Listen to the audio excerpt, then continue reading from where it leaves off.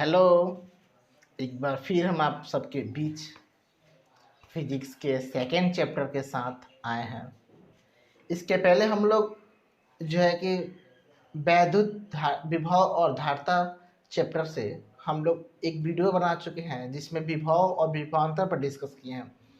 आज फिर उसके आगे उसी पॉइंट से संबंधित कुछ लेके हम लोग आए हैं। तो चलिए हम लोग देखते हैं। सबसे पहले हम देखेंगे विभव के जो है ना प्रभावित करने वाले कारक। क्वेश्चन करता है कि विभव को प्रभावित करने वाले कारक कौन कौन से हैं। तो बहुत ही सिंपल तरीके से हम लोग उसको याद रखेंगे और एक दो नंबर में क्वेश्चन करता रहता है कि विभव के कारक को लिखे, तो आसानी से हम लोग लिखेंगे। सबसे पहले हम ये बताएं कि विभव के कारक जो है ना निम्नलिखित है, जिसमें हम लोग पहले देखते हैं कि सबसे पहले विभव हम लोग जो है ना यहाँ पर देखते हैं विभव के जो होते हैं ना, पहला है एक नंबर ये कारक विभव के आकार और क्षेत्रफल पर। ठीक है, यानी कि जो विभव है ना उसकी आकार और क्षेत्रफल, सॉरी विभव तो इसमें चालक नहीं ना, सॉरी हम विभव पॉइंट का ही नाम लीजिए। चालक के आकार और क्षेत्रफल पर यह निर्भर करता है कि चालक की आकार कैसी है और उसकी आकृति कैसी है ना, इस बात पर यह निर्भर करता है कौन, विभव। तो विभव जो है ना ये निम्न बातों पर निर्भर करता है, विभव के कारक। ठीक है, एक मिनट हम थोड़ा सा ऊपर वाला मिटा दें, ये पहले से है लिखा हुआ है। चलिए, तो यहाँ पे है विभव के कारक। विभव के कारक में हम लोग एक नंबर देखें उसकी आकार एवं आकृति, क्षेत्रफल। ये चालक जो होते हैं ना किस कंडीशन में है, उसके आकार पे और उसके क्षेत्रफल पे निर्भर करता है। दो नंबर का मतलब दूसरा है आवेश की मात्रा पे। ठीक है, आवेश की मात्रा, यानी कि उस पे आवेश की कितनी मात्रा है, कितने हैं, इस बात पे ये निर्भर करता है। उसके बाद है तीन नंबर चालक की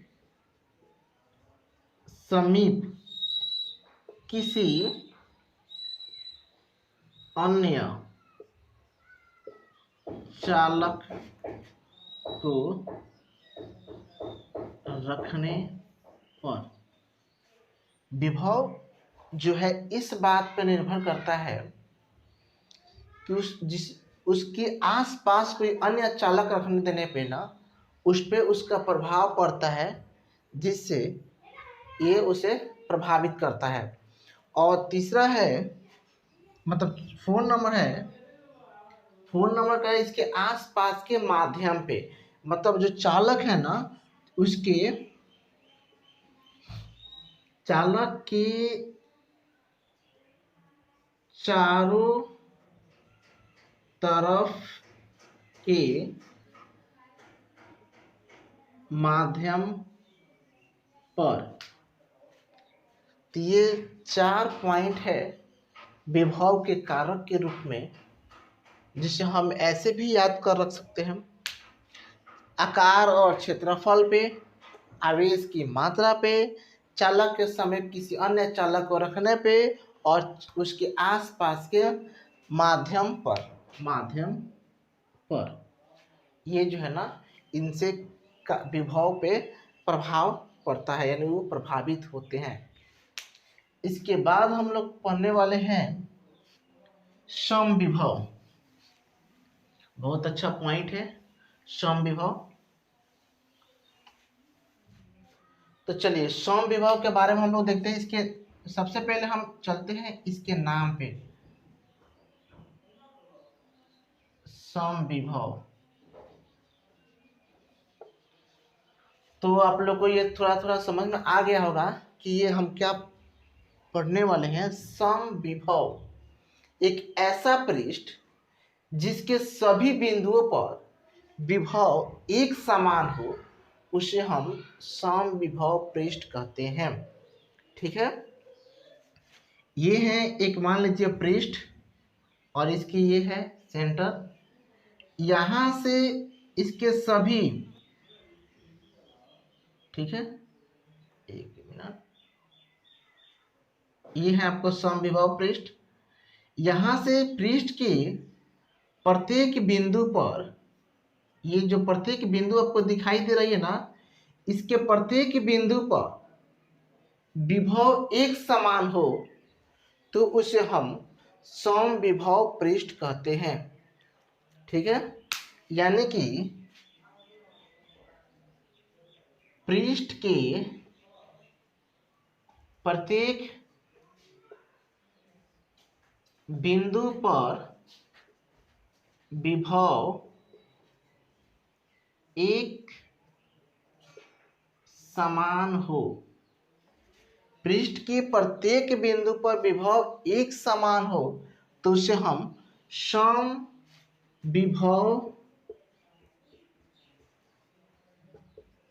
पृष्ठ कहते हैं। ठीक है, ये हो गए इनके डिफिनेशन। देखिए यहां से ये जो है यहां जाएगा ऐसे, तो हम यहां से इसके प्रत्येक बिंदु पर विभव को अगर मापे तो देखेगी इसके प्रत्येक बिंदु पर विभव जो है ना एक रूप से जो है उस पे है, तो इसे हम बोलेंगे समविभव पृष्ठ। आई बात समझ में? अब देखिए समविभव पृष्ठ है, ये समविभव पृष्ठ के फिगर है।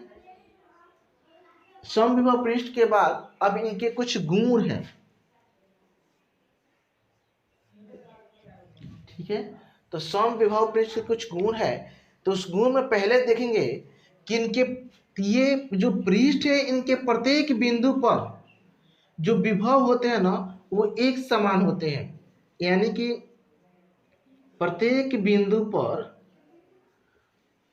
विभव एक समान होते हैं। ये है पहला गुण आपको कि इसके माने किसी भी पृष्ठ के यदि प्रत्येक बिंदु पर विभव का मान एक समान हो, ठीक है, ये उसके पहले गुण है। उसके बाद दूसरा है कि जो विद्युत क्षेत्र होता है ना, जो विद्युत क्षेत्र होते हैं ये लंबवत होते हैं, विद्युत क्षेत्र लंबवत होते हैं। विद्युत क्षेत्र रेखाएं, एक मिनट, विद्युत क्षेत्र रेखाएं लंबवत होती है। यानी कि जो ये रेखा है ना ये इसके ऊपर में जो होती है ना वो लंबवत होती है। ठीक है, लंबवत यानी आपको पता ही है 90 डिग्री कोण के साथ वो लंबवत होती है। उसके बाद जो है 3 नंबर जो है ना विद्युत बल रेखाएं, यानी हम लिख सकते हैं रेखाएं कभी एक दूसरे को नहीं काटती है। ठीक है, ये जो है कभी भी एक दूसरे को नहीं काटती है। थोड़ा सा हम लोग याद कर दें आपको, हम लोग फर्स्ट चैप्टर में पढ़ चुके हैं कि विद्युत बल रेखाएं क्यों नहीं एक दूसरे को काटती है। वहाँ आप पहले प्ले लिस्ट से वहाँ पहले वाले वीडियो में आप देख सकते हैं, वहाँ इसके कारण बताए गए हैं कि क्यों नहीं एक दूसरे को ये काटती है। तो इनके तीसरे हैं जो कि ये विद्युत बल रेखाएं एक दूसरे को कभी नहीं काटती है। तो ये थे इनके गुण। अब हम लोग इसके बाद जो पढ़ने वाले हैं परावैद्युत। परावैद्युत से आप लोग परिचित होंगे। देखिए परावैद्युत हम आपको बता दें एक बार कि परावैद्युत का मतलब जो होता है ना जो दिखावा करे। आप लोग नहीं देखते हैं बहुत ऐसा लोग होते हैं कि ऊपर से बड़ी शो रहते हैं लेकिन अंदर बड़ी खोखले होते हैं। तो शो करे यानी दिखावा करे, उससे विद्युत धारा प्रवाहित नहीं हो, लेकिन विद्युत धारा प्रवाहित होने का अपने आप को शो करे। जैसे हम लोग किसी पार्टी फंक्शन में जाते हैं तो वहाँ एकदम बन ठन के जाते हैं, एकदम शो में दिखाने के लिए। ठीक उसी तरीका से परावैद्युत का मतलब होता है कि उससे विद्युत धारा प्रवाहित नहीं हो, लेकिन वो अपने से विद्युत धारा गुजरने का शो करता हो, यानी दिखावा करता हो। ठीक है ना, तो दिखावा करता हो कि हमसे विद्युत धारा प्रवाहित हो रहा है, लेकिन उससे विद्युत धारा प्रवाहित नहीं होता होगा, वो सिर्फ के सिर्फ दिखावा करता है। उसी को हम लोग कहते हैं परावैद्युत। अब परावैद्युत दो तरह के होते हैं, ध्रुवीय परावैद्युत और अध्रुवीय परावैद्युत। ये दो तरह के होते हैं। ठीक है, तो हम लोग चलते हैं आपको परावैद्युत के बारे में पढ़ने के लिए। ये है आपको परावैद्युत। ठीक है, ये कहता है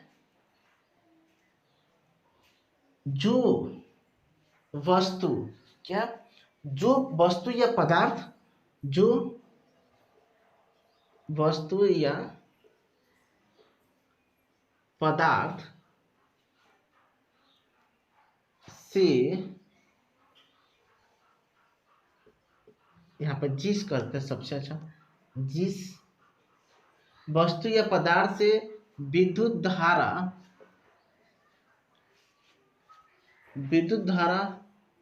होकर, उनसे होकर प्रवाहित न हो, लेकिन धारा प्रवाहित होने का दिखावा करता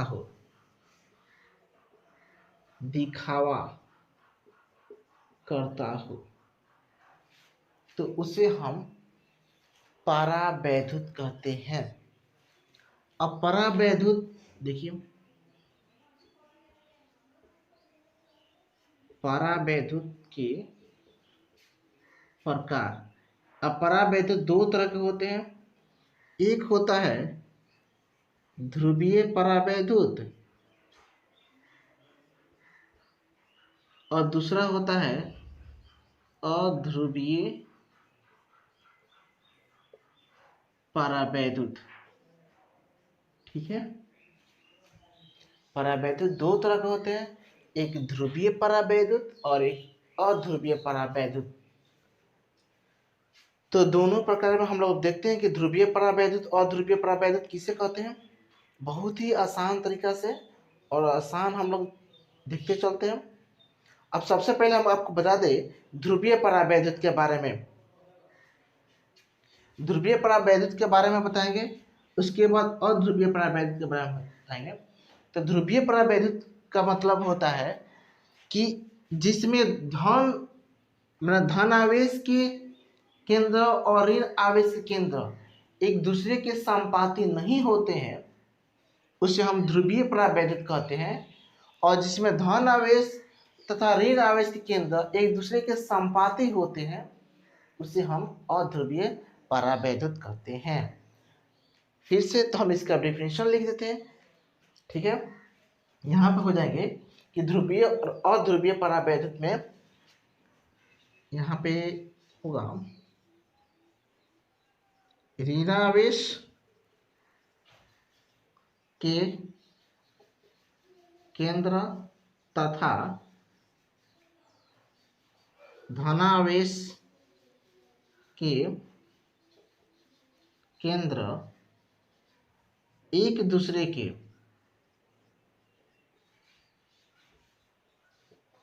समानुपाती नहीं होते हैं। ठीक है, सिर्फ याद करके रखना है, एक दूसरे के समानुपाती नहीं होते हैं।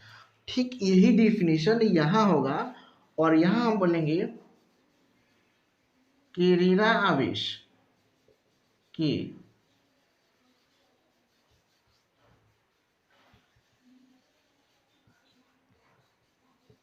ऋणावेश के केंद्र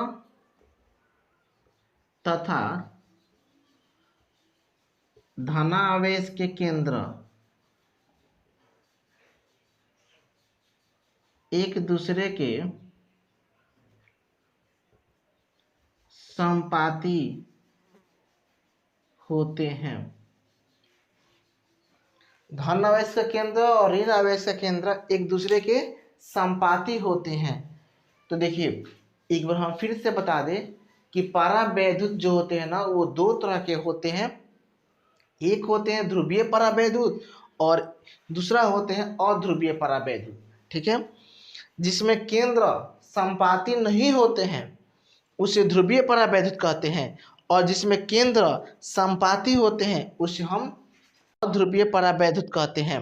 ठीक है, अब इन दोनों में हम लोग देखेंगे इसके एग्जाम्पल, उदाहरण में एग्जाम्पल में हम लोग देख सकते हैं H2O, H2 केमिस्ट्री में आप लोग पढ़ चुके हैं, जल। फिर यहाँ देखेंगे HCl, क्या है HCl, ये है आपको ध्रुवीय परावैद्युत के एग्जाम्पल यानी उदाहरण। और अध्रुवीय परावैद्युत हम लोग देंगे H2O, फिर यहाँ पे O2, ये हो जाएंगे अध्रुवीय परावैद्युत के। तो ये है ध्रुवीय परावैद्युत और ये है अध्रुवीय। देखिए इसमें क्वेश्चन कैसे करता है, अब आपको देगा इनमें से ध्रुवीय परावैद्युत के प्रकार, इनमें से परावैद्युत ध्रुव के उदाहरण हैं, और अध्रुवीय से अध्रुवीय से दोनों से मिला के आपको क्वेश्चन में मतलब ऑब्जेक्टिव में देगा। तो आपको यह पहचानना पड़ेगा कि जैसे H2 है, HCl है हाइड्रोक्लोरिक अम्ल, और यहाँ पे H2 है और O2 है गैस। तो इनमें पहचानना पड़ता है। तो अगर आपको H2 मिले O2 मिले तो हम आसानी से ये समझेंगे कि ये अध्रुवीय है परावैद्युत है। यदि हमें H2 मिले, H2O मिले, HCl मिले, NaCl मिले, तो ये सब जो होंगे ना हमारे ध्रुवीय होगा। तो ये सब थे, इसके आगे के पॉइंट हम लोग नेक्स्ट वीडियो में पढ़ेंगे। जब तक के लिए जय हिंद, जय भारत।